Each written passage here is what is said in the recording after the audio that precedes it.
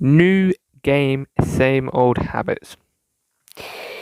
This is the Saturday night, 10 to 10, just before Sunday. Technically, this should be an out Saturday, but because of the blockage earlier in the week, this is coming out Sunday. But even then, this might come out Monday. Bahrain. Again, on 94 AI. So if you don't know, well, I've structured my season in a way where it makes the most sense to me. And so either way, I was going to do an AI test anyway, make sure that we're good. So even though I promised Breaking Point again this time, no, you're getting that in the middle of the season. Bahrain, 94 AI, 1.5 seconds. That would be enough for the 79 AI. Cool. The race was a little bit better. We were able to set a close lap time. So after rushing through Bahrain, we can spend a lot more on all the other circuits. Saudi Arabia, 1.6 overall, very similar to Bahrain. So at this point, I was thinking, oh, they've changed the performance of the player and AI. I was hoping that they'd improved the player's low-speed cornering, which it seemed to have. It seems to have done so. However, I do not think that comes with a disadvantage. I do not think that comes with no disadvantages, and I believe that disadvantage is the player is now worse in high speed. Quite clearly seen why Saudi being a lot worse for me. We did set an okay lap time, 5 tenths off the best of the first place, so not bad. And then my hypothesis, did that get proven even more in Australia? I'll let you decide. 1 whole second lost in Australia. And where was that split? Well, 4 tenths in sector 1, pretty much equal in sector 2, and then sector 3, 5 tenths. So at the moment, it seems like my hypothesis is a little bit incorrect because Australia was still a little bit slow, and in the high speeds of Australia, you're pretty much flat, so you're not really gaining or losing time, so you can't find that out. And then low speed corners, there's some, but there's not really many to say, yes, we've got better in low speed. 7 tenths was the gap between our best laps in the race.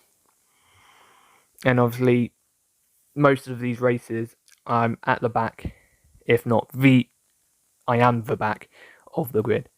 So that does affect some of the performances. However, player performance was the only thing that came into this. That makes no sense at all, does it?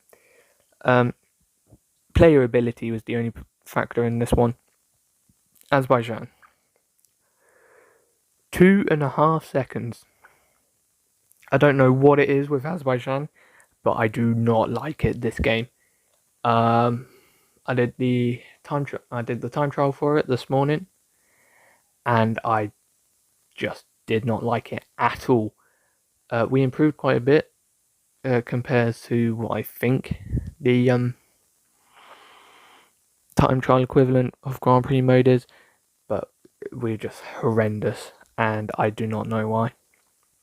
So we'll have to look at that throughout the rest of the season. Ignore the fact we only completed 2 laps.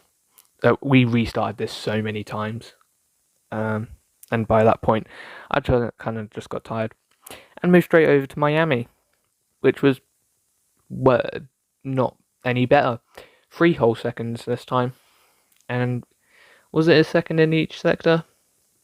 Pretty much. Again, I think it's weird because we did Miami in Breaking Point, so I'm not quite sure what's going on here. I think I just got flustered by Azerbaijan, let that take over a bit, and just kind of forgot how to drive. Did the race go any better? I believe it did. We got some positions, however, we got a penalty, and we got some damage, I believe. Yes, I remember, we got front wing damage. I can't remember what happened, though.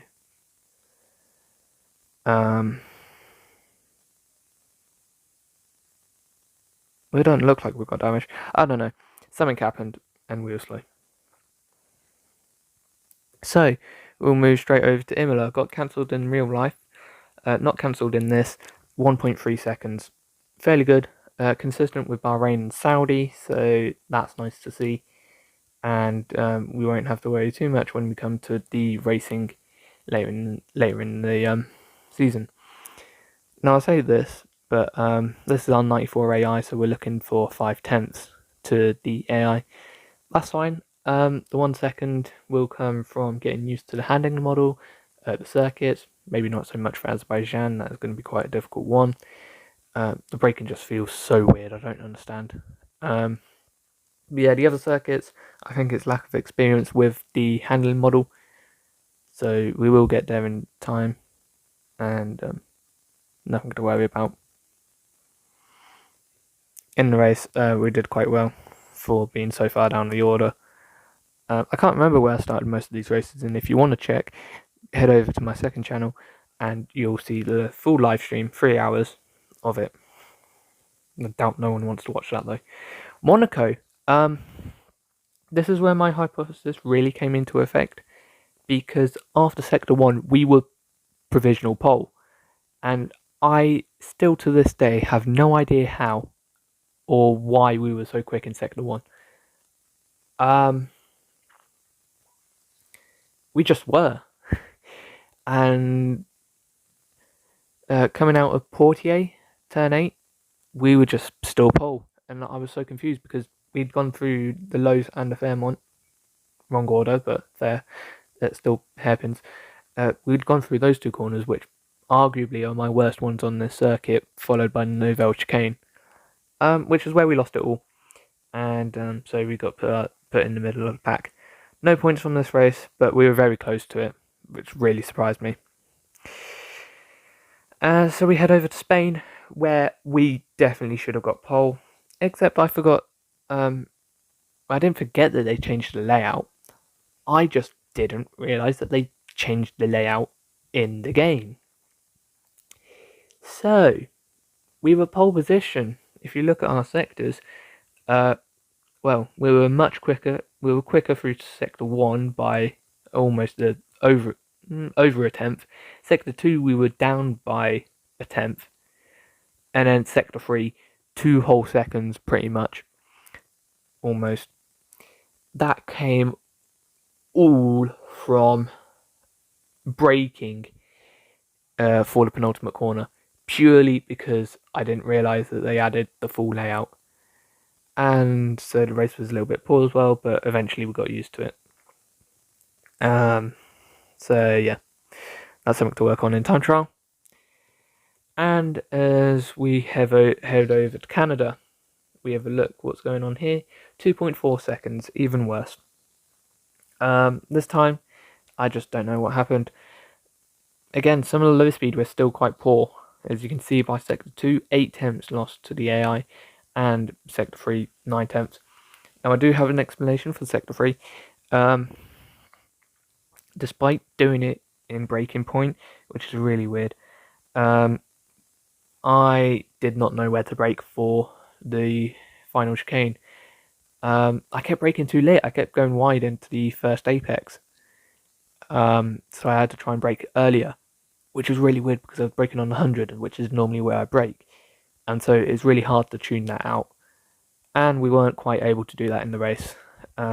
Fastest being nearly 2 seconds behind Verstappen's. So we'll have to use time trial. Austria, a little bit better, only 1.1 to Norris in pole position, a tenth in Sector 1, 6 tenths Sector 2, and then 5 tenths Sector 3. So high speed, yeah, looks like the AI are getting a little bit faster. However, we do need to sort it out because we are generally quite quick in high speed. So I don't think it is actually the AI getting quicker in the high speed. I just don't know how to take the best lines yet because the braking markers are definitely not the correct ones anymore. So once I get used to that, I will be golden and I'll be beating the AI at most of these circuits. Obviously not so much Monaco and Hungary. However, if we just pull a Sector 1 every time, yeah, we definitely have a shot at beating the AI, which is very nice because then we could have an easy season, or we have a challenging one. But we definitely won't have a challenging one at Silverstone because the AI is going to get easier, and we were already pulled by 3/10. And well, you can pretty much say those 3/10 came in Sector 1. Because Sector 2 and Sector 3, we were within 500ths for both of them. Sector 3, Sector 1, we gained all 3/10, pretty much. And I do not understand how either. I think we just got a good run from the loop, from no, not Aintree. Aintree is the one after the loop. Whatever, farm, no. Village. We got a good little exit from Village, and then the loop we just powered out, and through Aintree we carried that speed, and so Sector 1, golden. And we got our first pole and victory.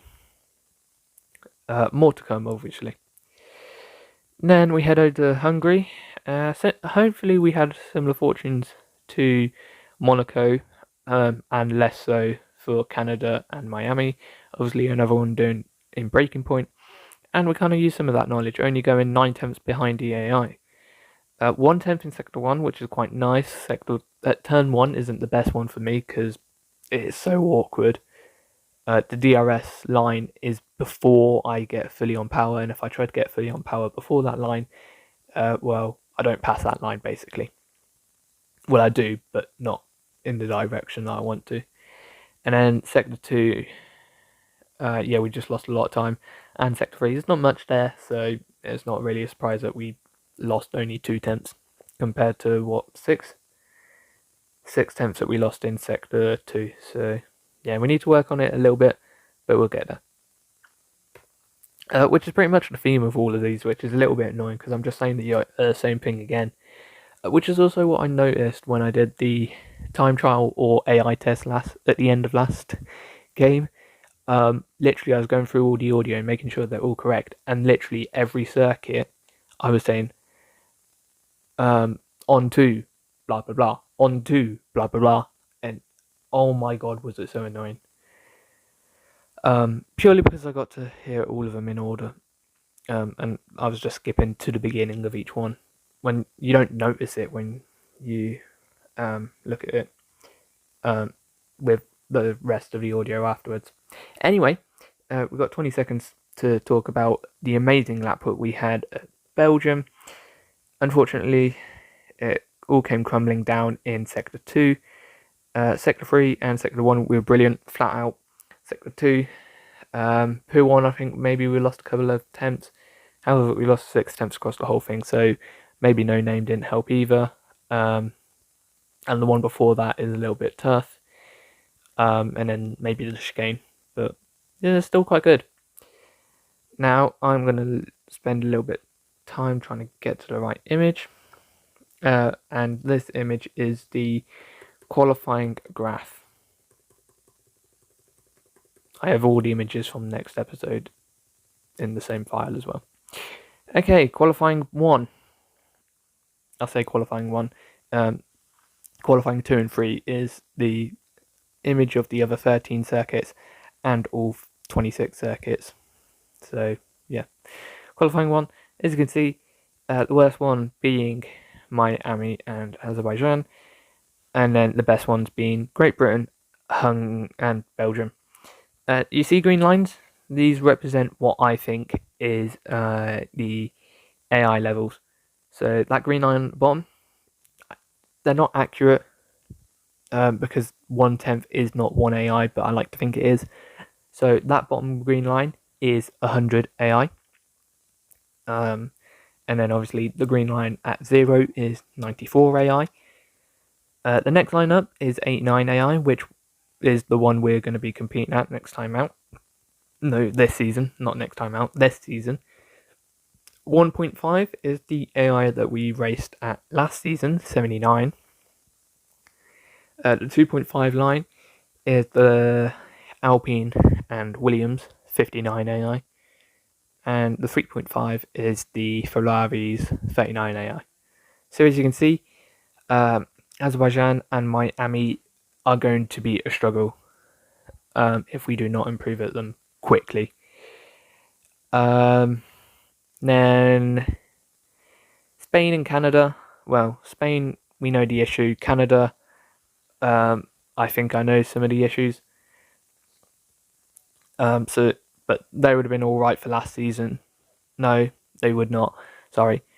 They would just miss out on last season, and then we get onto the bracket where, well, most of these should be: Bahrain, Saudi, Australia, Imola, Monaco, Austria, and Hungary. So that's 1, 2, 3, 4, 5, 6, 7. 7 of them that just need a little bit of improvement, and we'll get with time and progression. Obviously, just getting used to the whole game. And then you've got the ones in the bracket that will be quicker and most definitely a win: Belgium, and then Great Britain on its own, in danger of actually getting slower purely because the AI is going to be too slow for me. So that can happen because, well, I left the game on 100 AI. I actually checked this. I left the game on 100 AI actually, not 94. I made that mistake. I did I did leave on 94, but I did an AI test at 100 just so I can compare later. And, well, let's just say 100 AI was much better than this, I think. Let me just have a quick check. Which, is it worrying? I guess you could say it's worrying purely because it means we've got slower. But, well, you're going to get slower when you're playing against slower AI. That's just fact. Yeah, on 100 AI, we beat the AI only one attempt, intermediates Netherlands, but the worst one was only, say only, 2.9 in Azerbaijan wet weather. So, yeah, it's a lot better than what this one is, which is a little bit worrying, but it's a new game. So really we should be comparing the end of last year and the end of this year. So we've still got a while to go. So we will get some progressing and it will look much better. And hopefully, we'll win this season. I say hopefully. I trust myself that we'll win this season. And then we'll be moving on to 94 AI. And so the AI test we'll be doing at the end of this season is 100. And so we'll be right where we were just before we left to do this, which is quite exciting. And then obviously, if we win, when we win 94 AI, will be better than when I left to do Project Ultimate. And now that's quite an exciting prospect that we could be better than where we left only 2 years ago. 2 years, well, you could say 2.25 years, and we could be better, and this project could be working, and that's quite that just sounds cool to me. That just sounds like this has been worth it, and it has at the moment because it has been quite fun. But anyway, I've been rambling for about 3 minutes. Let's move on to the final images, which is race 1. Yeah, quite useless, purely because, well, traffic, as you can see, Great Britain, obviously going to be quicker and slower than the AI, because we were right at the front. And then Azerbaijan, ignore the fact that we retired on lap 3. Belgium, again, we were right at the front. Ignore the fact that we took the lead on lap 2 and bottled it at the final chicane on lap 5. If you want to see what happened, again, check the stream. It's on Racengineer's, the full version. You might have been able to see the thumbnail sometimes. But then obviously Monaco, Canada, Miami, we're in the middle of the pack, and so this really isn't representative. We got no AI grades for this time out, purely because, well, I couldn't be bothered to do 3 of them, and so it'll just look better with all of them together, which really I kind of should have done anyway. However, I wanted to just see the performance straight up so that I knew which one's the worst one for the AI test, for the time trial, which started today, well, yesterday and the day before, Friday, Saturday, and we did the first 12 races of my calendar, which is a little different to real life calendar, purely because I thought, hey, well, we're adding 3 extra circuits, China, France and Portugal, because they're in the game, and technically the championship we're doing, Championship 89, which is Formula 5, does not exist. So I can just make up my own season. And all you really need to know is 3 episodes time, because this is episode 3. So episode 4 is the second half, episode 5 is the first 6 time trials, episode 6 is the next 6 time trials, and episode 7, which is the 14th, no, it will be out 15th, hopefully, is pre-season. So we're getting really close to the season start, and it's looking good. So yeah, hope you can join me. If you don't, that's fine. Do I care? Kinda. I care as right, let's make this so that I don't sound like a hater. I care as much about you joining as you do about watching. If you care about watching me, then I care about you coming to join me. If you don't care about watching, then I don't care if you join me or not. And that's how the world should work. Maybe actually, don't quote me on that one, because I'm gonna have to rethink that. I'm gonna have to think over that and see if that actually would work, because I might have just convinced people that they can do walk arounds or something now. So don't use that until I confirm that in the next episode. Bye. Before I say anything more incriminating, bye. I need to turn it off my phone as well.